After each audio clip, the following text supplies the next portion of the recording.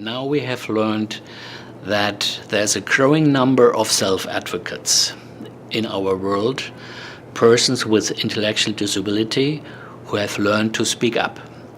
And of course, not all of them can do that. We know there are people with high needs who can't do that.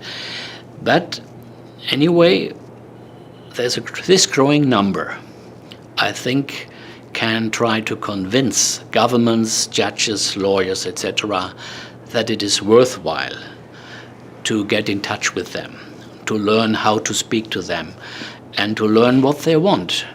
What are their main requests and claims? And it's really surprising. I was traveling a lot in the last 3-4 years, and I talked to many families and self-advocates in different countries. I give you one example because it's a very actual one. In India, in 2013, there was a first national meeting of self-advocates. There were about 150 self-advocates from all over India. India is not a country, India is a continent, so a huge continent. Some were traveling for 3 days from the north, others for 3 days from the south.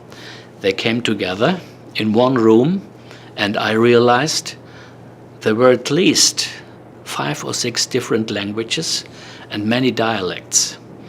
And I thought, this is hopeless. How can they talk to each other?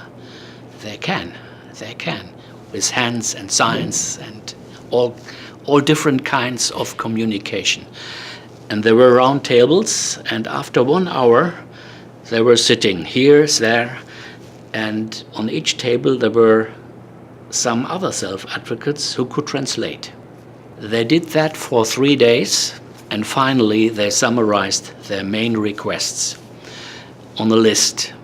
And if you compare that list with a list of self-advocates who met 2 weeks ago in Madrid, it was the European platform of self-advocates, it's nearly identical what they claim. They claim more personal independence. They claim to be asked how to get dressed and which kind of food they want.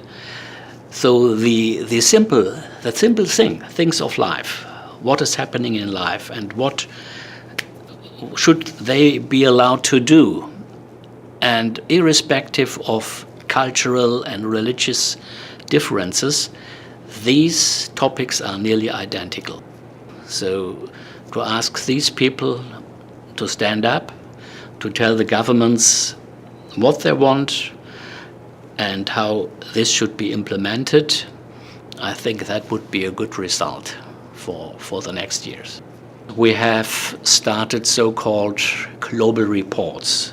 So we have collected many stories, many hints and statements and documents from all over the world with regard to these 3 articles, 19, 12, 24, etc. And you find these global reports on our website.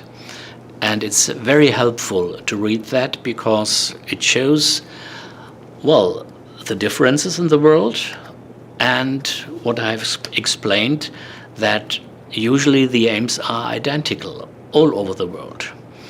And this is very helpful for the officials to learn and to read these examples. I wouldn't say we have finished that. We are still collecting examples, but now we have another strategy. And I would call that strategy to give self-advocates a voice in the world. So we will have our next big conference in Orlando in the United States in October 2016. And we will organize a convention together with our member in the United States, the ARC. And I think the main topic will be to include as many self-advocates as possible to come to Orlando and to take part in all discussions on an equal basis. That means to translate in easy language, to talk to them in easy language, and to give them a voice.